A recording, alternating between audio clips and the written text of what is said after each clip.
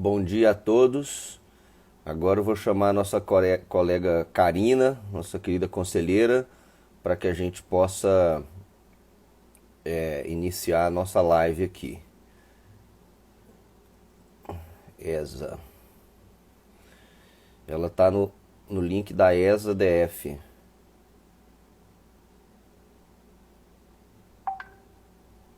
Isso. Só um minutinho.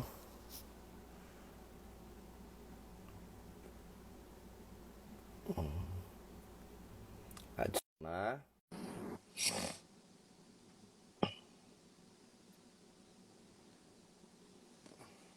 Olá, Conectando. Oi, Karina, bom dia. bom dia. Tudo bem? Tudo Tô, ótimo? tava aqui apanhando para lhe convidar, né? Porque tem a questão da tecnologia, mas agora tá tudo bem, tudo certo. Todos Vamos apanham um lá. pouquinho. Pois é. Bom dia, Karina. Essa questão da integridade, né, que é tão cara para nós, e a gente tem essa missão de colocar essa pílula da ética, da integridade para todo mundo aí, principalmente como uma ferramenta de gestão, né, de análise de risco e para que os empresários conheçam bem as suas empresas. Olha só, Karina, eu estava vendo aqui umas questões para a gente debater, que são muito relevantes, principalmente essa questão que alguns entes públicos, como o Distrito Federal e o Rio de Janeiro, que foi o pioneiro, salvo engano, que editou leis que exigem dos empresários que implementem os seus programas de integridade para que possam contratar com o serviço público. Obrigatório, E né, agora, Inácio, né? é obrigatório, é. Na E, realidade, e eles fizeram ano passado, né, como obrigatório até junho, aí depois refizeram, botaram para janeiro, aí isso, houve um problema dos pequenos empresários que estavam com bastante dificuldade sim, de implementar, aí a lei trouxe um escopo, uma redução, né? Bom, houve até uma a partir grita. houve uma grita dos empresários um pouquinho, pelo esforço até financeiro de implementar um sistema, e aí, com isso, a lei trouxe algumas mitigações com relação a isso, né? Exatamente. Antes era um valor muito baixo e os pequenos empresários ficaram assustados com o custo, né, do Exato. programa de integridade. Mas o mais importante é que eles não enxergaram que o compliance é uma excelente ferramenta de gestão, É né? isso. Como nós até conversamos ontem naquela missão nossa de implementar o programa de compliance na OAB, que às vezes alguns setores fazem a mesma atividade e que ao você fazer a análise de risco, implementar o programa de governança, você conhece melhor a corporação. Mas do DF aqui, não é nenhuma crítica, né? Porque realmente o valor que colocaram ficou em 5 milhões de reais o valor mínimo, ou Sim, seja, de 5 milhões para frente. Ou para seja, cima. reduziu bastante o universo dessas empresas que vão ter que implementar. Mas como o próprio Chico Leite falou, que é o autor dessa lei, né, o nosso deputado distrital, ex-membro do Ministério Público, né, ele falou que se abriu a porta da integridade. Então, nesse contexto, é muitíssimo interessante. Mas um problema que eu enxergo nessa questão, e que eu acho que no Distrito Federal nós não vamos ter, é a avaliação dos programas de integridade, porque aqui no DF já tem os relatórios de perfil de conformidade e eles estão fazendo uma forma muito correta. Aí eu queria ouvir a sua opinião em relação a isso, principalmente em relação à avaliação do programa de compliance, né, que é um assunto que nos preocupa um pouco. É engraçado isso, é importante esse tema. E quando os empresários me perguntam, né, quando a gente vai implementar o sistema de compliance dentro das corporações, eles me perguntam, doutora, e aí? A gente tem um selo, né, um certificado, a lei trouxe esse certificado para eu avaliar quais são os itens para saber se o meu sistema de compliance é eficiente ou não. O governo federal, quando ele implementou o decreto, né, Inácio, ele trouxe Aham. alguns parâmetros para avaliação desse programa de integridade. Então, ele cria lá vários itens pelos quais ele consegue analisar para verificar, inclusive, o percentual de multa que ele poderia reduzir lá no programa de integridade do governo federal. E é importante esse ponto. Temos um selo, será que esse selo é importante? Gente, a lei, ela é muito, principalmente o decreto, ele é muito detalhado com relação ao que se tem que implementar dentro do sistema de integridade. Né? E aí, mas o critério é subjetivo, como que eu vou avaliar? Existem formas muito simples da gente avaliar esse sistema de integridade. E aí eu trago ali essa discussão que teve lá na lei, principalmente aqui no DF, que as pessoas queriam saber qual era o selo que seria para avaliar. Parece que a Secretaria aqui de Transparência do DF, eles criaram, e aí eu até vejo a sua experiência, criaram a Controladoria criaram um comitê para fazer essa avaliação, certo? No governo federal, a CGU já tem esse selo Proética, então eu tenho alguns manuais. Algumas referências e até alguns manuais que possuem o selo Proética lá da CGU, que eles avaliaram os critérios. Então, não existe hoje esse selo, né? Existem empresas que certificam, certo? E existem pessoas que são especializadas no tema e que elas realmente definem se o sistema de integridade é adequado ou não. Agora, fala.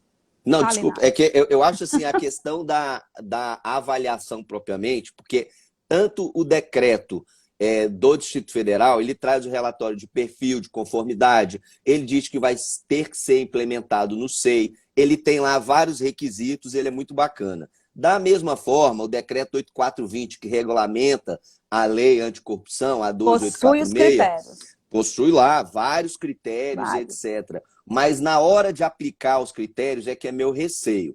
A turma aqui do Distrito Federal, como está vindo depois do Rio de Janeiro, está vindo depois da Petrobras, que tem lá o GRI, que é um assunto um pouco delicado, ela acredito que ela vai acertar muito mais, porque ela veio depois. Ou seja, quem veio na frente, quem largou na frente, erra mais um pouco, naturalmente. Então não vai nenhuma crítica aqui, é só um debate mesmo sobre o tema. O que me preocupa, exemplo, lá na Petrobras eles têm o grau de risco de integridade, que quando esse grau de risco de integridade, a Petrobras, o setor de integridade deles, de compliance, avaliam que ele está elevado, que ele está alto, o manual de compras da Petrobras, ele alija essa empresa do processo. E isso me preocupa muito, não pelo fato de alijar a empresa do grau dela estar alto, porque realmente o grau dela pode estar alto, só que na legislação brasileira, e você como grande especialista do direito administrativo, sabe, nós todos sabemos que para você impedir que a empresa participe de um certame por uma questão de idoneidade, ela tem que ter sido declarada inidônea, ou nos termos da Lei 846 tem que fazer parte daquele cadastro da pessoa jurídica suja, etc. E lá na Petrobras tem uma coisa que eles fazem essa avaliação. Primeiro, eles fazem uma due diligence de integridade, mandam um questionário lá. A empresa responde, mas a forma de avaliação, os critérios não são objetivos, não tem direito à ampla defesa, a contraditório, que é uma questão constitucional que permeia todas as legislações. E nessa medida, tem várias decisões da Justiça, da Justiça Federal Local, do TRF vinculado à região, do próprio TCU, dizendo que quando você tem um critério subjetivo, que você não tem amplo direito à defesa, que você não tem uma transparência, você, por vias oblíquas, você restringe a ampla competitividade, que também é outro princípio que norteiam as licitações públicas, e, via de consequência, você não tem a proposta mais vantajosa, que quanto mais você amplia o seu rol de empresas que disputam aquele certame, você, obviamente, tem mais propostas e você tem, certamente, uma proposta mais vantajosa. Então, é isso que me preocupa, Karina, o ponto de como vai ser feita a avaliação. Né? E aí, pela tua experiência, eu queria que você comentasse isso, né? Entendi. Bom, no que concerne a parte de lei de licitações, essa parte de transparência, e aí é muito complicado, porque quando a gente entra no viés do direito administrativo, existe uma subjetividade que ela é inerente a vários processos, né? Então, eu estou ali, para mim, esse é mais um processo que a gente vai ter que objetivar. E esse é o ponto. Quando a gente objetiva, quando a gente engessa uma lei, a gente tem a vantagem de não criar arbitrariedade, mas também tem a desvantagem de você trazer um pacotinho muito fechado que pode não abarcar outras situações, entendeu, Inácio? Então, eu sei quando a gente trabalhava em norma, eu trabalhei na área de normativa do Ministério do Planejamento. E essa é a grande medida de você elaborar uma norma. Se você traz critérios muito objetivos, que era como até a gente estava discutindo aqui na lei do GDF, você acaba também engessando de forma que você também não consiga dar um pouco de discricionariedade. Eu sei que a discricionariedade é algo muito complicado, porque ela pode chegar muito próximo da arbitrariedade, abuso de poder, né? Abuso de autoridade. Mas eu discordo da ideia de que tem que haver muita fechamento com relação a essa avaliação dos critérios de integridade. As empresas, elas têm formatos muito diferenciados. As empresas, elas têm estruturas muito diferenciadas.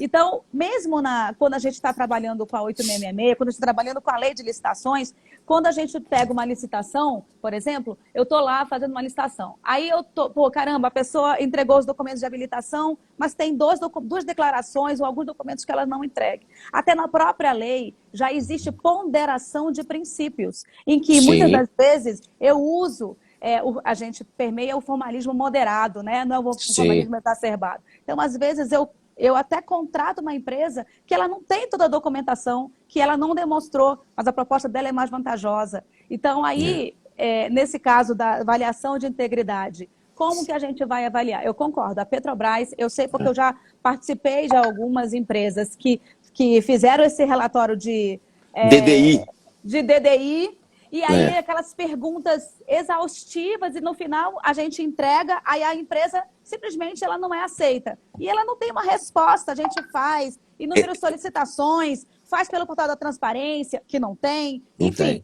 por uma série de situações, e ela realmente não demonstra. Eu acho que essa história da Petrobras tem que ser revista, as legislações que a gente está verificando, a do GDF, por exemplo, eu entendo que o relatório, eu estava fazendo um relatório de conformidade ontem para uma empresa, né? E eu acho que traz critérios reais para demonstrar que o sistema de compliance ele é real, porque não adianta a gente querer implementar um sistema só para poder cumprir a legislação. De prateleira, né? Tem que ser efetivo. De prateleira. Eu pego o manual, publico lá no meu site, finjo que eu tenho um canal de denúncia e acabou. Não pode ser assim. A integridade e o sistema de integridade ele tem que vir para entrar dentro da corporação como se fosse algo real, importante. Quem efetivamente implantou um sistema de compliance efetivo verificou que é bom, traz benefícios para a empresa, traz melhorias, traz governança, traz comunicação, traz os diversos setores começam a trabalhar de forma conjunta. Eu trabalhava, tem um dos nossos clientes que eles estavam trabalhando em licitações, aí cada um cuidava de uma área. Um cuidava da proposta, o outro cuidava da parte financeira, o outro cuidava da área operacional, e eles não se conversavam. E às vezes na meio da reunião, aí chegava no meio da reunião com o órgão público, você não comprou material? Mas eu te falei para comprar, está na ata. Quer dizer, o que falta nas empresas? Falta elas se interagirem, fazer reuniões semanais com gerentes, fazerem estruturas de forma que eles se conversem, que esse sistema se integre. Então, exatamente. Né? Essa questão do critério de avaliação, ao mesmo tempo que ele tem que ser objetivado, as regras têm que ser claras, ele não pode virar usar uma expressão aqui, não sei se é mais adequada, mas uma espécie de uma caixa preta, porque esse problema que você viveu, eu já vivi por clientes meus lá na avaliação de risco na Petrobras. Outro dia eu bati um papo nesse modelo que nós estamos fazendo aqui de live nesse tempo de pandemia com a colega lá do Rio de Janeiro, a Marcela Bloch, e estava debatendo exatamente esse tema com ela, porque quando você não tem a resposta do que você informou, você cai num subjetivismo muito grande, então você não consegue avaliar. Então, será que precisa de um compliance dentro do compliance? Porque quando você tem regras que elas não são transparentes, a falta de transparência, ela é o começo para tudo que é errado. Arbitrário. E aí, arbitrário. E É aí isso. você começa a ter coisas, se você interpreta de uma forma equivocada, você pode causar um prejuízo muito grande para uma corporação. Então, nós temos que ter muito cuidado, né? Principalmente que depois que que nós temos a lei anticorrupção, que ela tem multas pesadíssimas, a multa da 12846, ela chega a 20% do faturamento bruto do exercício anterior do suposto fato corrupto que foi praticado pela empresa. E aí é um outro tema já que é vinculado, é correlato à avaliação que eu vejo, quando a empresa tem o melhor programa de integridade do mundo, pelos critérios da 12846, o decreto que é regulamento, que é o 8420, você só consegue ter uma redução de até 4 pontos percentuais se for o melhor programa de integridade do mundo, cara. Então, isso, eu confesso assim, essa legislação neste particular, ela deveria sofrer uma reformulação, né? O Poder Legislativo deveria mudar ela. Conversando com essa colega que eu lhe falei, que ela é uma grande especialista, tem LLM na Universidade de Nova York, ela me contou, nesse papo que nós estamos tendo muito parecido, ela falou que um caso que ela teve, que ela atuou efetivamente, da empresa de petróleo argentina, acho que é Repsol o nome, se não me engano, ela falou que num caso de corrupção, onde que ficou provado que a empresa teve uma demonstração que o programa de integridade era efetivo, era robusto, ela teve isenção da penalidade. Ao passo que aqui no Brasil, como é que você vira para o seu cliente, como é que eu viro para o meu cliente e falo assim, investe em compliance, faça tudo o que você pode fazer, mas se acontecer, você vai levar uma multa que, se ela reduzir ao máximo, ela vai ficar dos 20, você vai levar 16 pontos percentuais. Isso, por vias oblíquas, implica no encerramento da atividade da empresa, que é uma multa muito pesada. E também, outro ponto também correlato, a lei ela prevê até um encerramento da atividade da empresa, né? Então, quer dizer, tudo que nós estudamos na faculdade de princípio de preservação de empresa, a lei traz como o encerramento.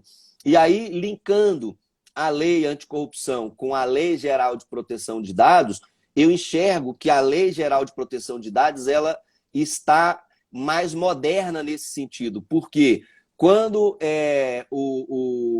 a pessoa jurídica que trata o dado pessoal, os nossos dados, ela vaza aquele dado e a futura Autoridade Nacional de Proteção de Dados, na hora que ela for avaliar se ela detectar que aquela empresa investiu em governança, em tecnologia, fez o dever de casa, fez tudo o que poderia fazer, a lei fala que ela pode ser isentada daquela penalidade, né? E a lei também prevê uma multa pesadíssima, 2% do faturamento e até 50 milhões por vazamento. Mas essa lei ela veio de uma forma tão inteligente que lá no finalzinho dela, no artigo 50 e pouco, eu não me recordo exatamente, eu sou ruim de número, mas ela fala que você pode fazer um acordo com o detentor do dado pessoal, a pessoa física, a pessoa natural.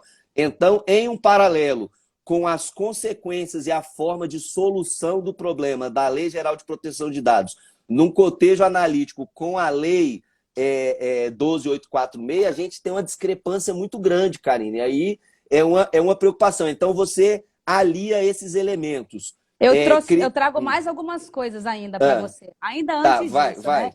Porque quando a lei foi criada lá, ela foi criada naquele alvoroço lá das manifestações. Então, existia um projeto inacabado em que eles usaram e publicaram a lei ali. Ela estava uma lei mais ou menos parecida com a FCPA, etc., mas ela veio muito tacanha mesmo, ela veio muito reduzido. Você pode observar que nas legislações internacionais, como a sua amiga mesmo tem super conhecimento, lá você pode ter isenção das penalidades. Aqui não. Então, houve uma redução. E mais, a gente já tinha uma lei que a gente poderia ter sido subsidiado, que era a lei do CAD, que já falava Sim. de acordos de leniências, em que a nossa legislação já veio pior. A nossa legislação, Inácio, ela não trouxe toda aquela experiência que o CAD tem ao longo de não sei quantos anos fazendo Sim. acordo de leniência. O Por próprio exemplo, FCPA, a lei pois americana, que é. isenta. Não, a lei do CAD traz as pessoas físicas, a nossa lei não traz pessoa física, só traz pessoa jurídica, né? A lei não alcança a esfera penal. Quer dizer, existem vários itens na nossa lei em que ela realmente ela poderia ter sido muito melhorada. E ela ainda pode ser. Eu acho que foi assim um avanço a gente ter feito Muito uma lei, grande. porque a gente não tinha nada E tratando necessário. e necessária. Ela tem muitos problemas. A minha tese de mestrado é exatamente com relação a isso, no seguinte sentido. Olha, a lei trouxe dizendo que quem é o detentor lá dos acordos é a CGU. E aí o empresário, agora se coloca no lugar do empresário. Bom, o empresário ele faz o acordo de leniência lá junto à CGU. Mas, gente, e o Ministério Público Federal? E o TCU? Sim. E a CGU? Aí ele faz o acordo de leniência, aí o TCU pode ainda dar uma idoneidade para ele, porque ele não está vinculado à lei. Então, falta esse diálogo institucional. Então, quando a lei foi criada, aí o Ministério Público fez uma nota técnica gigantesca dizendo, olha, eu tenho direito a fazer acordo de leniência. E começou a fazer vários. O Judiciário, por sua vez, anulou alguns. Ou disse, eu não vou anular, mas informou que o Ministério Público não poderia fazer o acordo de leniência. Né? Então, o que acontece? Falta essa interação na nossa legislação. Falta uma melhoria na norma, que eu acho que a gente já está maduro o suficiente. A norma já tem 6 anos, né? Está fazendo 6 anos. Então, 2013. Pois é. Já estamos maduros suficientes para que a gente possa avaliar, inclusive, melhorias na norma. Eu acho que a gente poderia trazer esse viés. E esse diálogo ele tem que acontecer. Não adianta o TCU botar uma instrução normativa dizendo que ele tem que passar por ele todos os acordos de leniência. Aí o Ministério Público fala, eu tenho que fazer. A CGU, não, a responsabilidade é minha. Gente, vamos dialogar, né? Sim. Porque, na realidade, quem está sofrendo de dosimetria da pena é o empresário. E a LGPD, eu vejo realmente como ela veio muito melhor do que nesse ponto, do que a lei anticorrupção. Mas...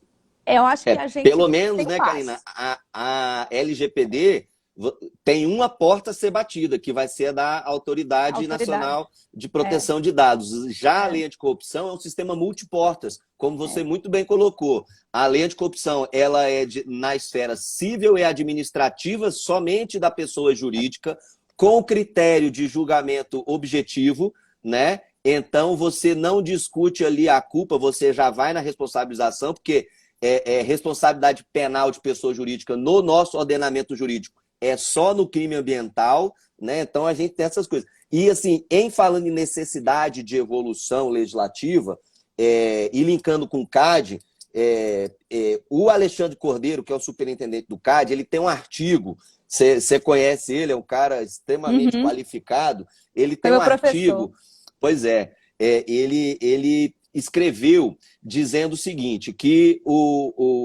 em cotejo com a lei 12846, que ele traz o Instituto do Direito Penal, que é a inexigibilidade de conduta diversa, para o direito administrativo sancionador. Exatamente nesse ponto que nós estamos debatendo aqui. Quer dizer, se a empresa fizer o dever de casa, tiver o melhor programa de integridade do mundo, atender aqueles 16 itens lá do decreto 8420, fizer o melhor investimento, comprometimento da alta administração, uma cultura de integridade intermeada em todos os setores da sua corporação, ele vai levar essa multa com uma pequena atenuante de 4 pontos percentuais, levando até 16% de multa. Então, isso é um assunto que a gente tem que trazer à baila. E fora o sistema multiportas, aonde que vai se bater para fazer um acordo? Quantos casos nós já vimos de que o acordo é feito, o TCU se sentiu com isso, até porque o TCU é controle externo e, em tese, ele está acima da CGU, que é o controle interno, né? Então, ele, em tese, teria a palavra final. E nós vimos recentemente aquele acordo que foi feito com a Petrobras, que o dinheiro foi todo doado para uma fundação criada pelo Ministério Público do Paraná, que isso foi anulado pelo Supremo. Eram bilhões de dólares e bilhões de reais mais ainda, né? Então, são coisas que precisam ser revistas, né? Focado na avaliação.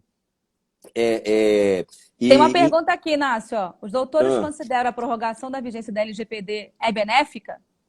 Está perguntando aqui. Assim, isso é muito delicado, né? Porque, assim, já nesse momento de pandemia, assim, nenhuma análise de risco teve a previsão que teríamos uma pandemia. A exceção, acredito eu, das seguradoras. Seguro de vida, né? Pulou de paraquedas, pandemia, eu não pago o seguro. Apesar de eu ter escutado de uma colega que trabalhou lá no escritório que a Prudential e outras seguradoras já se manifestaram que vão pagar os sinistros de morte por Covid. Mas é uma informação de grupo de WhatsApp de colega, eu não sei dizer. Então, é muito difícil a gente dizer se foi certo ou não adiar. O fato é, os dados são o novo petróleo. Então, nesse momento de crise, a gente dizer se é justo você adiar ou não, é claro que as empresas vão ter que despender recursos para implementar um programa de proteção de dados, porque envolve tecnologia, envolve investimento em material humano, em recursos tecnológicos, em hardware, em software, treinamento, tudo que envolve um compliance, e o compliance de dados vai ter que ter. Então, eu não tenho opinião formada se é certo adiar ou não. Eu acho que tudo nesse momento nós temos que ter o critério da razoabilidade muito mais acima do que os outros, né? Porque agosto está logo aí. Ontem, por exemplo, ontem à noite eu li uma notícia que o Donald Trump está pretendendo prorrogar essa quarentena até junho, né? Ontem, batendo um papo aqui na nossa reunião de compliance lá, o membro da comissão a qual eu presido, ele falou que talvez esse nosso confinamento ele seja feito em várias etapas e pode se prorrogar até 2022. Então, nesse cenário todo, eu não acharia de todo sem razoabilidade uma prorrogação, né? Porque agora o bem a ser protegido é outro. Gente, e a gente sabe, né, Inácio, que o brasileiro ele deixa tudo para a última hora. Então, é engraçado. A lei anticorrupção, ela tinha um prazo, demorou 6 meses, né? A LGPD, todos os empresários começaram a me procurar muito... Por exemplo, em janeiro era para implementar o sistema de integridade. Na hora que ia pipocar. Eu comecei a fazer sistema de integridade em dezembro, parecia louco. Todo mundo me entregou. Um mês eu falei, gente, não dá para fazer o sistema de integridade em um mês. O que eu posso é iniciar o programa e a gente dar algumas respostas dizendo que a gente está iniciando. Complementar não é possível. Então, é o caso do brasileiro. Ele sempre espera aquela prorrogação da lei. Já observou isso, né? Deixa para a última... deixa para a última hora e para poder dar continuidade. Então, eu vejo o seguinte... foi benéfico por 2 motivos. Primeiro, que o que eu tinha observado é que os empresários não estavam preparados para a LGPD, eles não sabem nem direito, o que eu vejo, alguns que eu estou acompanhando. Eles ainda estão iniciando, é um processo custoso, de muito custo para você implementar a parte sistêmica, organizacional, de todos os seus dados e etc., a depender do tipo de empresa. Então, eu acho que foi benéfico.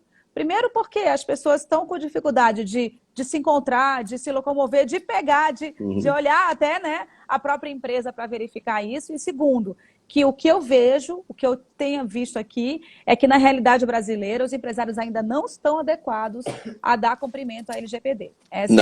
Isso é fato. Karina, o colega lá da comissão de compliance, o Plínio, ele botou aqui, o nome é quarentena intermitente, que eu não soube, que eu não lembrei. Então, talvez isso aconteça. Mas essa questão da crise nesse momento aí, tem um assunto vinculado à LGPD que eu queria ouvir a sua opinião. Lá em Pernambuco, eu vi uma notícia há uns meses atrás, quando começou a quarentena, que uma empresa de tecnologia lá de Pernambuco fez uma parceria ou vendeu um produto, eu não sei ao certo, para a prefeitura de Recife, da cidade de Recife, né, da qual eu tenho uma descendência, né, minha família é toda de lá, e eles faziam o seguinte, eles monitoravam as herbes, as torres de celular, né, e eles sabiam o fluxo de pessoas sabia mais ou menos aonde as pessoas estavam furando a quarentena, né? E a partir daí eles tomavam providências do tipo, botavam um carro de som na rua com uma gravação lá, dizendo, olha, volte para sua casa, você não pode contribuir para o contágio comunitário, etc, etc. E começou-se uma discussão nos grupos de integridade que eu faço parte, as pessoas falando, alguns falavam, olha, isso é invasão da privacidade e etc. Aí eu falei, gente, não, com todo respeito, não é invasão. Se esse dado estiver sendo tratado de forma anonimizada, sendo respeitada a identidade da pessoa e etc, etc, isso não é. Então, quando a gente tem conflito de princípios ou direitos de ordem constitucional ou não, o que nós, operadores do direito, temos que fazer? Nós temos que fazer a conformação desses direitos, né? Porque nenhum direito é absoluto, nem o direito à vida, né? Então, nessa quadra, a gente pode dizer que flexibiliza-se o direito à privacidade, em que pese, quando o dado está anonimizado, ele não esteja sendo atingido, e a gente vai privilegiar a proteção à vida e à vida de terceiros, da coletividade, né? Então, esse tema aí, ele ficou muito interessante, né? Porque, né, Inácio, o que acontece? Nós, brasileiros, ainda não estamos... A gente está começando a acostumar com essa história da coletividade, do direito coletivo. É uma coisa muito recente. Parece que, sei lá, 10 anos atrás, para a gente ainda é muito recente tratar dessa parte de direitos difusos, direito da coletividade. É algo que o brasileiro... Porque qual é a premissa aqui, né, que a gente está discutindo? O que é mais importante, o meu direito individual ou que o direito coletivo, né, que a gente está tratando? O brasileiro, ele tem por hábito sempre privilegiar o direito... é o meu direito de habeas corpus. Eu estava lendo um dia desse lá, uma pessoa que estava tentando... Que o Estado colocou a obrigatoriedade da máscara. Aí chegou uma pessoa para poder segurar a senhora, que ela não estava de máscara, ela começou a bater no cara. Começou a bater no cara. Eu falei, gente, olha isso. A pessoa não está acostumada, né, a essa privação em prol da coletividade. Então, o brasileiro vai ter que acostumar a isso, porque isso é algo que não terá volta. E aí é muito da cultura que a gente vai ter que entronizar mesmo com relação aos direitos da coletividade. Então, é muito comum. Gente, LGPD, igual a lei de integridade, nos países europeus, nos países dos Estados Unidos, isso já é o habitual. É o habitual. As pessoas já estão acostumadas a tratar os dados e trazer. Bom, o que isso vai trazer de... Tem dados que vai ter que ser utilizado em prol da coletividade. E a anonimização é um item que protege aquela pessoa. Aí é aquele sopesamento. Eu já estou protegendo porque eu estou dando anonimato a esses dados. Mas esses dados têm que ser utilizados, é óbvio. Sim, né? E tem formas interessantes de se utilizar. Você pode usar o dado anonimizado, por exemplo, nas herbes, nas torres de celulares, para você ver fluxo de trânsito e etc. O que não pode usar é isso sem autorização, como a lei diz, para fins comerciais, etc. Né? E assim, nesses tempos de pandemia, o que a gente vai ver também, o pessoal estava brincando, a CDC antes do compliance e depois do compliance, antes do corona, depois do corona. E aí me perguntaram o que eu achava que ia acontecer depois dessa pandemia e etc. Aí já falando aí do compliance propriamente, do risco que as corporações virão a sofrer nesse momento, né, das contratações. Aí eu externei uma opinião até ontem. Conversei com um colega nosso lá da OAB, da Comissão de Compliance, do Hector, e eu externei isso muito claramente, uma preocupação, que eu acho que os órgãos de controle, eles não vão ter como separar no primeiro momento o joio do trigo. E eu não estou falando de nenhuma má intenção, de nenhuma sanha acusatória desenfreada, nem nada disso. Mas eu acredito, já falando no risco do compliance, que alguém botou uma pergunta mais ou menos nesse sentido, eu acho que todos os empresários, nós, advogados, operadores do direito que assessoramos essas empresas e corporações, nós temos que orientá-los no sentido de produzir o maior número de evidências possível de que nós estamos fazendo a coisa certa. porque lá na frente, no momento que essas empresas, que todos esses contratos eles vão ser avaliados, já tive notícia Sim. ontem que a CGU já estava fiscalizando uma série de contratos do Ministério da Saúde que foi feito por uma dessas leis emergenciais de compra. Então, tem que ter muito cuidado. Então, eu diria para os profissionais de compliance que nós temos que ter uma análise de risco transitória e ela ser mais viva do que nunca. É aquela auditoria no risco propriamente dito ali, minuto a minuto. Cada caso tem que ser observado com um cuidado extremado, eu diria. Por quê? Já se preparando como se estivesse fazendo uma defesa, né? Porque, exemplo, o pessoal falou, o Rio de Janeiro montou um quarto de UTI por X mil reais e o Ceará montou por 300 mil reais. A princípio, salta aos olhos a discrepância de valores. Mas, por outro lado, também, nesse momento de escassez, de oferta e procura, pode ser que vários daqueles insumos que são necessários para montar um quarto de UTI, eles tenham desaparecido. Nós vimos notícia de jornal aí que o governo americano interceptou aviões que pousaram no aeroporto de Miami para comprar respiradores e outros materiais.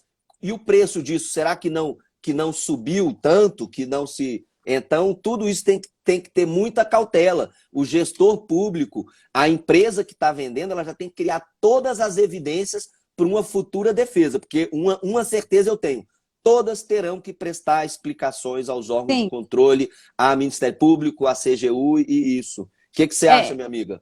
Então, a Lei 13.979, ela trouxe, né, algumas proteções para o gestor público. Então, efetivamente, eu concordo com você. E quando eu dou aula de licitações, e quando eu fui gestora pública, eu sempre coloquei a premissa do seguinte: vamos pensar o seguinte, olha, esse processo aqui, ele está aqui agora, mas ele só vai ser auditado daqui a 5, 6 anos. Ele tem que falar por si mesmo. Você tem que justificar de forma que você é como se você estivesse na cabeça do auditor e explicando o porquê você fez essa compra naquele momento, naquele valor. A Lei 13.979, ela trouxe, inclusive, essa mitigação da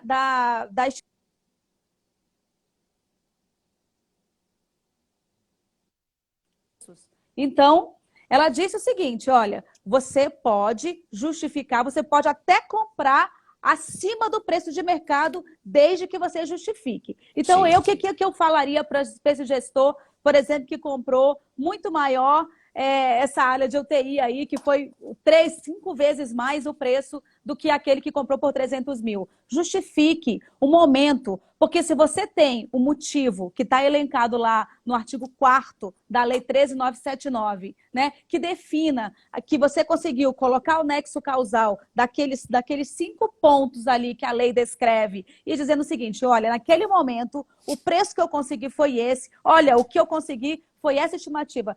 Porque a lei traz formas de você fazer essa pesquisa. Ou você vai no sistema do Comprasnet, ou você vai em dados relevantes que já estejam no banco de dados de sistemas eletrônicos. Então, a lei trouxe premissas. Basta você justificar. É muito difícil, Inácio. Eu sei porque minhas contas foram jogadas no TCU, e aí é como se você fosse um alívio, né? Caramba, minhas contas foram jogadas irregulares. E eu me lembro uma vez que eu estava discutindo até com o ministro Zimmermann, e aí ele chegou e falou, minha filha, ele chama, eu sei que para mim é muito fácil ficar aqui no meu gabinete, jogando as contas no ar-condicionado, e vocês, gestores, estão lá, ali, sofrendo, justificando ali naquela hora, porque a gente está com 40, 50, 60 processos para decidir tudo na hora. Tudo é urgente na administração, né? Sim. Tudo é urgente. E aí, tem que justificar, gente.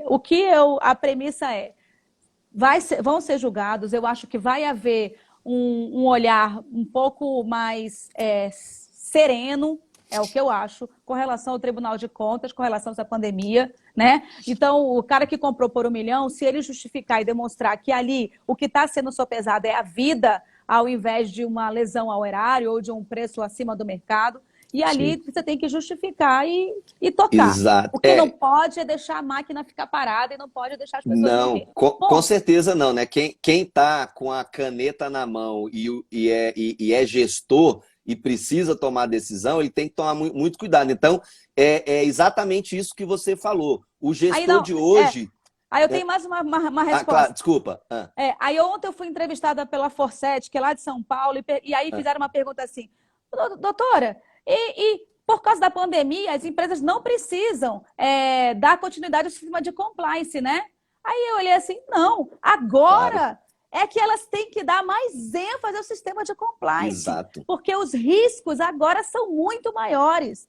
Então, o que está acontecendo? Eu estava com uma empresa que eu implementei o compliance, eles vieram fazer uma pergunta. Olha, doutor, o que acontece? Estão pedindo, lá no metrô de São Paulo, né? Que eles fazem para serviço no metrô de São Paulo, aí mandaram um ofício para a empresa obrigando a que todos os funcionários tenham máscara em gel e álcool. Aí, mas doutora, isso não está no escopo do contrato. Como é que eu vou fazer? Eu vou ter que fornecer? Eu sou obrigado a fornecer? Já que não está no escopo do meu contrato, aí o que eu falei para o empresário? Forneça. Faz um disclaimer, agora, né? Justifica. Forneça e depois você pede um aditivo contratual, você pede para ser ressarcido por ressarcimento, porque não está no escopo do contrato, mas agora você não pode deixar de dar cumprimento a algo que é muito mais importante do que... Até porque, vamos lá, né, gente? Máscara e álcool em gel. Quanto isso vai ser? 20 mil? 30 mil? Não sei a quantidade de empresários. Mas o preço é irrelevante para efetivamente a causa. Para o bem da vida que está se acontecendo. Mas então, o sistema de compliance tem que dar continuidade. Não, exatamente. Os riscos vão estar pipocando na frente dos profissionais. Então, o profissional de compliance, o advogado da empresa, o diretor, eles têm que estar atentos a esses... red flags que vão aparecer a todo momento. Então, aquilo que você falou e aquilo que eu pensei. E o bom, né, Karina, que o compliance traz isso para a gente. A gente começa a ficar com a antena ligada para esses assuntos. Então, tem que produzir as evidências, documenta tudo, porque, como você muito bem falou, daqui a 5 anos, quando um juiz ou um ministro dentro do seu gabinete, uma coisa que um irmão meu fala, no silêncio da toga, dentro do gabinete, ali no ar-condicionado, aquele bolo de papel que hoje em dia é aquele monte de anexo no processo eletrônico, como que ele vai avaliar tudo isso, né? Então, a gente precisa ter muita atenção em relação a isso, porque esses eventos eles vão acontecer, né? Mas é isso, Karina, muito, muito boa essa colocação. Eu me perdi a falar uma coisa aqui e sumiu.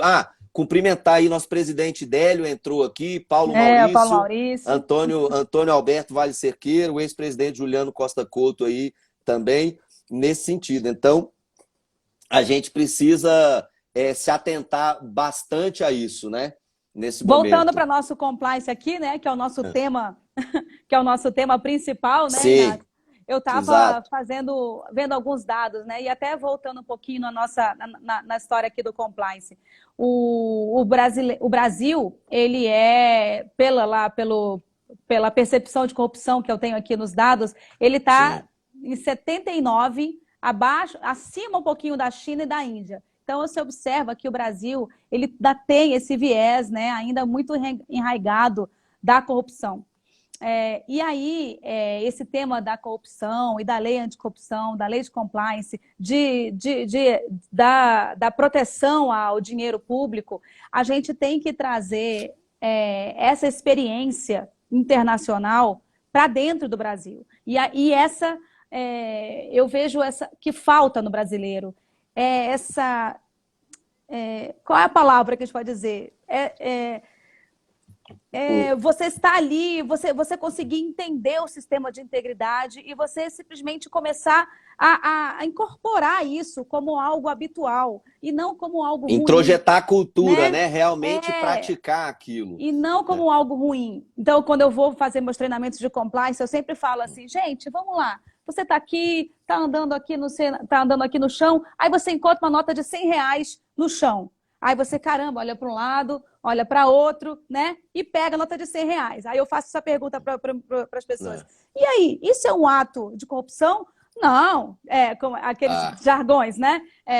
Dinheiro achado não é roubado, não sei o quê. Aí eu falo, mas vocês sabiam que pode não ser imoral, mas é ilegal? Legal. É ilegal, porque você teria que pegar esse dinheiro, ir lá E na procurar. delegacia, É, esperar 30 dias para esse dinheiro, né? Para depois que você, se ninguém reclamar, o dinheiro é seu. Ah, sim. doutora, mas não vai nem estar lá esse dinheiro. Por quê? Porque o brasileiro, ele tem essa premissa de que ele não, diferente de uma cultura Sim, europeia, ele não tem respeito ou ele não sim, consegue achar que o judiciário é íntegro, que o executivo sim. é íntegro, que o legislativo é É. íntegro. Então aí a premissa é: É todo a mundo rouba, cultura. por que eu não vou roubar? Né? Não, e olha Essa é a só, cultura. nós crescemos, Karina, infelizmente, ouvindo aquela história: quem não cola não sai da escola. Pois Então, é. isso tudo é muito delicado. Então, a cultura é uma coisa que deve ser implementada. Nós que somos de Brasília, lembramos bem quando Cristóvão Buarque implementou a questão da obrigatoriedade de se parar na faixa de pedestre. E É. todo brasileiro tinha um orgulho daquilo, fantástico. Então, a cultura da integridade ela tem que ser implementada e é uma prática diária. Então, se a gente conseguir permear isso em todos os campos, né, é muito importante. Né? E mais ao nosso tema compliance aqui nesse tempo de Covid, realmente o cuidado que todas as corporações têm que ter nas contratações é muito importante, porque depois a conta vai chegar, como a gente falou, né? A lei 12846 está aí, a nossa lei distrital que exige programa de integridade está aí, e nós temos que ter tudo isso organizado, documentado, porque a fatura ela vai chegar para nós nos explicarmos, as empresas, do que foi feito e por que foi feito e como foi feito, né? E eu Principalmente. acho que a gente tem que dar seguimento, por exemplo, a lei federal, ela não colocou como obrigatório ainda no âmbito federal. Eu acho que Não, essa deveria ser o verdade. próximo passo, né? Agora, minha opinião, o governo federal, porque a gente sabe que as leis anticorrupção estaduais, elas estão até mais avançadas em dada medida do que a Sim, lei federal, certo? Colocando como sim. obrigatório, trazendo outras situações. Eu acho que houve ainda uma paralisação, não sei se por causa dessa pandemia, mas eu acho que a ideia agora é tentar forçar para que os órgãos federais também implementem como obrigatório, né? Porque eu sei que a CGU está fazendo muitos treinamentos com os servidores, com os gestores. Então, essa premissa porque eu sei que os empresários estão se preparando, mas e a É. administração? Ela está se preparando? Se ela receber uma empresa lá na hora da licitação, ela vai saber avaliar se essa empresa tem sistema de integridade ou não? Ela vai saber avaliar quais são os parâmetros dessa objetividade que a gente trouxe aqui? Então, a minha preocupação não é só com relação aos empresários. Eu acho que os empresários estão muito mais avançados com que a própria administração. A gente tem que criar cultura na administração, nos entes, lá desde as prefeituras, nos estados, no âmbito das entidades públicas, para que eles também saibam avaliar esse sistema. Pois é, mas você vê, né, Karina, tem um detalhe aí, o que é muito curioso, porque, na verdade, o setor público é o setor mais regulado que tem. Os servidores estão sujeitos à lei de improbidade Probidade, administrativa, tem o capítulo processo específico no administrativo. Código Penal que fala dos crimes da administração pública, que é Uhum. destinado aos servidores, etc. Mas aí que entra o que a gente estava falando há pouco, a cultura da integridade. Então, alguns órgãos já estão implementando os seus programas, os seus selos, isso é de grande valia para que a gente tenha um ambiente de negócio mais honesto, mais flat, que vai ser melhor para todo mundo. Né? Inclusive, nesse ponto, por exemplo, no Brasil, o lobby, as relações governamentais não têm uma regulamentação, ao passo que os Estados Unidos têm. Então, a gente copia muita legislação, mas não copia ela de uma forma completa. Né? Então, aqui a gente fica nessa questão, então era muito melhor regulamentar isso logo, né? E uma vez regulamentado, você traz uma segurança jurídica, porque hoje a gente vive num ambiente de insegurança jurídica. É isso. Anteontem, por exemplo, um presidente de conselho de administração de uma instituição financeira a qual presta assessoria, ele me ligou desesperado com a decisão de um juiz federal que, com base numa ação popular, deu uma liminar para que se parasse de cobrar os empréstimos consignados dos servidores, sem juros e sem multa, que desse uma espécie de moratória por 60 dias. E ele estava preocupadíssimo com isso, era uma ação contra o Banco Central. E o juiz ele deu um duplo mortal carpado hermenêutico para simplesmente ele trouxe a teoria dos motivos determinantes, que o Banco Central, que tem ato discricionário para regular. Alô, voltou. Pronto, voltou.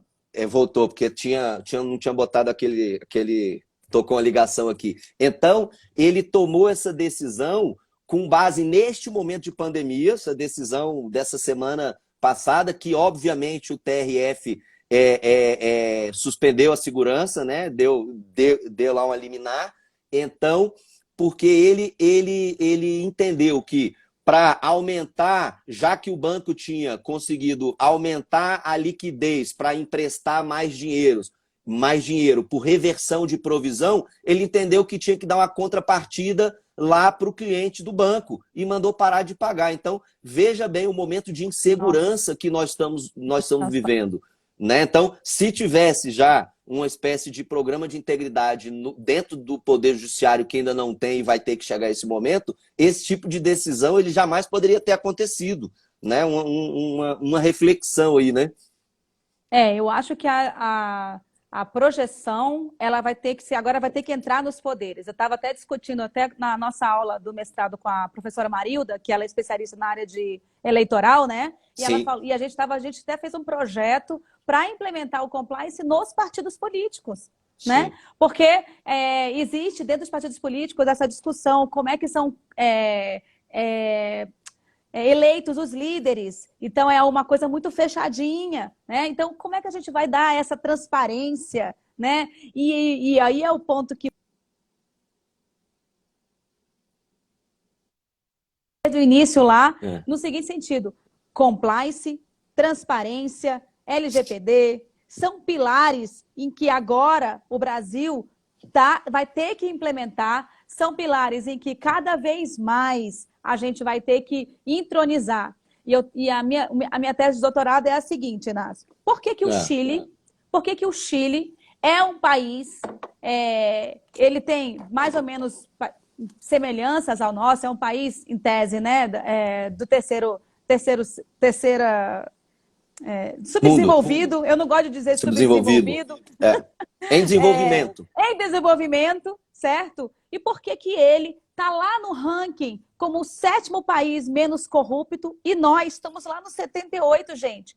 O que eles conseguiram fazer que nós não conseguimos fazer? Essa é a premissa. Então, eu comecei a fazer esse estudo e um dos pontos mais, assim, de privilégio na legislação chilena é a transparência. Sim. E aí é o controle social. Esse controle social lá é muito intenso. E isso faz com que as corrupções reduzam. E eu acho que esse é um ponto em que as nossas legislações brasileiras vão ter que começar a ampliar. Eu sei que aqui já deu um grande passo da Lei de Acesso à Informação, né? Todos os sites do governo têm lá que ter os dados, os contratos firmados com a administração, mas eu estou acostumada, eu entro no portal, eu sou a rata do portal da transparência. Aí eu entro lá no portal da transparência da Petrobras, por exemplo, e ela não tem os contratos, tem só o número do contrato, ou um resumo do contrato. Não, gente, eu não quero o resumo do contrato, eu quero o contrato. Entendeu? Sim. Então, apesar da lei já ter alguns anos, né, ainda você percebe no âmbito municipal, ainda não existem lá as transparências necessárias. Nós precisamos ter esse controle social para essa transparência ampliar, porque aí vem todos os pilares para a gente poder ter essa integridade, tanto do lado de lá como do lado de cá. Essa questão do Chile que você falou, quando o pessoal da Transparência Internacional visitou lá a OAB e a gente estava batendo um papo, parece que nos partidos políticos eles fizeram umas avaliações dos partidos políticos lá no Chile e, num primeiro momento, muitos não respondiam os questionários que lhe eram enviados e tal, mas um ou outro começou a responder e depois todos aderiram àquilo ali. Então, foi a semente do compliance nos partidos políticos, né? E aqui no Brasil nós já temos essa diretriz de se implementar compliance nos partidos políticos, que vai ser uma coisa, né, ainda mais com o político brasileiro, que ele é tão criticado e que ele tem uma presunção de culpabilidade em tudo que eles fazem, né? Se eu fosse político e tivesse num partido, eu ia correr para querer implementar o meu programa de integridade para dizer, ó, eu sou um partido limpo, eu sou idôneo, né? E isso é uma forma também, e aí já voltando para a nossa discussão, mesmo aqui no Distrito Federal, aquelas empresas que não vendem para o governo num patamar de 5 milhões acima que a lei 6.308 deveriam implementar como ferramenta de gestão. Porque a gente sabe que as grandes corporações hoje, as multinacionais que estão sujeitas às leis europeias, ao FCPA, eles, quando contratam o pequeno, até nossos escritórios, por exemplo, já estamos sendo questionados. Olha, você tem um programa de integridade, a sua empresa é limpa, eles fazem aquela due diligence de terceiros para saber como que você está, o seu ambiente de negócio está. Então, quando todo mundo entender que isso é mais vantajoso para o ambiente de negócio, vai ficar muito mais fácil, né? E é claro que todas essas legislações aí, diferente, por exemplo, de quem vende para governo e tem que ter o programa de integridade no Distrito Federal, Rio de Janeiro, Pernambuco, acho que são 17 ou 18 estados ou municípios.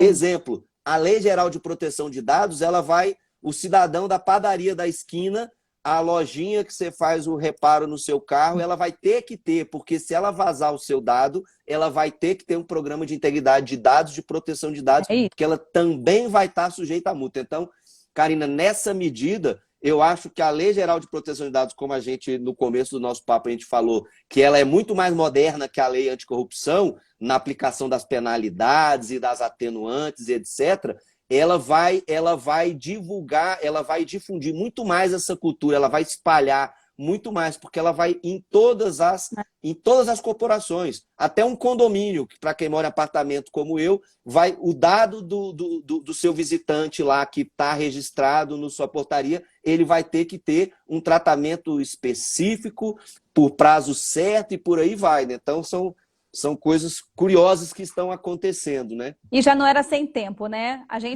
gente sofria muito com essa história dos dados, né, aqui no Brasil. Então já não era sem tempo. Essa lei ela já veio tarde e ela veio com esse sentido. Eu acho que ela veio para agregar o sistema de compliance. Concordo plenamente com você. E eu acho que a gente tem que evoluir. A gente tem que seguir, né? Vamos evoluindo, vamos implementar o sistema de compliance, vamos trazer governança, que essa palavra bonita que tem muito a ver com compliance, e eu acho que é isso que a gente tem que começar dali para frente, é organizar e planejar, e é isso. O nosso tempo está acabando aqui, já estamos, daqui a pouco a gente vai para a entrega das carteiras.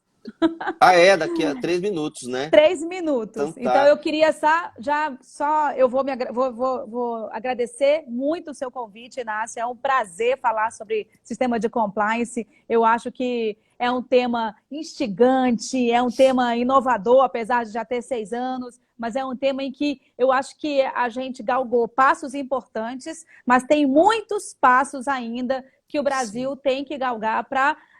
Tudo bem, nós estamos engatinhando nesse tema, e eu acho que a gente vai chegar cada vez mais a sistemas de compliance mais eficientes, até mesmo como, por exemplo, de uma penalidade total, porque eu acho que se o empresário, e esse é o ponto, né? Eu acho que o Brasil ele tem essa história de uma penalização muito exacerbada e perene, uma permanência nessa penalização. Eu acho que se o empresário ele foi pego num ato de corrupção, mas ele, apesar disso, ele se reergueu, criou um sistema competente, criou um sistema eficiente, ele tem sim que ter a penalidade totalmente isentada. Isso é algo que eu defendo e vou defender sempre, né? E eu acho que a gente é a história de você não ser punido eternamente por aquilo, né? Você tirar um faturamento dessa envergadura da empresa, você está punindo ela 2 vezes. Sim. Está punindo ela 2 vezes. Um bis in idem. Né? É um bis in idem. Então, eu acho que a gente está indo para frente, eu agradeço muito. Estamos E no caminho certo. dá para a gente falar aqui mais uma hora sobre o sistema de compliance, Tranquilo. mas eu Karina, eu agradeço. também te agradeço muito você ter aceitado esse convite. Eu agradeço também você estar nos ajudando brilhantemente com o programa de integridade da OAB. Ontem eu fiz referências elogiosas à condução do seu trabalho, que você já começou a análise de risco, e ontem nós demos o primeiro treinamento para o nosso pessoal lá da OAB. Né? Agradeço também Fabiano Jantalha por ter dado essa oportunidade, né?